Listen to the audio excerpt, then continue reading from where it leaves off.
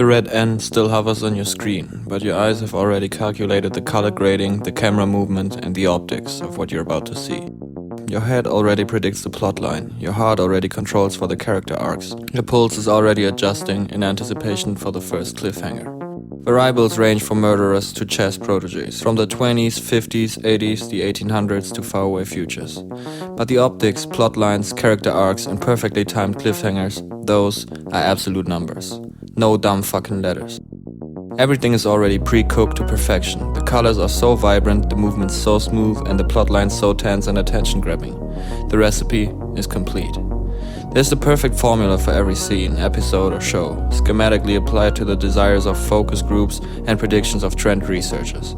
The formula stands. Producers just fill in the gaps, assign values to the variables. No series can take longer to be produced than it is talked about. That'd be inefficient. An error. Like fast food that isn't meant to be nutritious or filling, or fast fashion that isn't meant to be worn again, Netflix shows aren't meant to last. They are made for the sole purpose of making them and selling them. They go in to go out.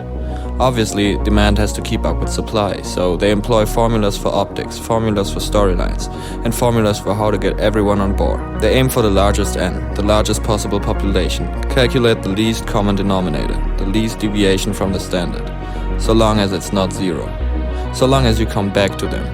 So there's gonna be a new sauce to your burger, but it's the same formula of monosodium glutamate and sucrose, produced in the same lab and worked on in the same nasty-ass kitchen.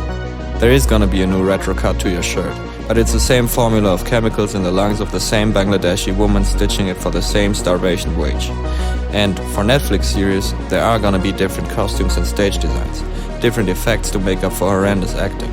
But it's the same formula for camera, storylines, characters, and emotion. The same root, the same backbone, the same nucleus.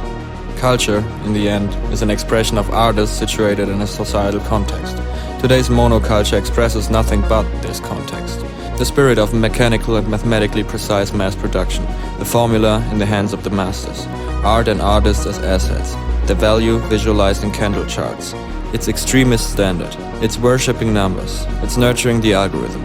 Every burger, every shirt, and every Netflix show immediately dissolves in acid, evaporates into the atmosphere, and is cancelled out of the equation.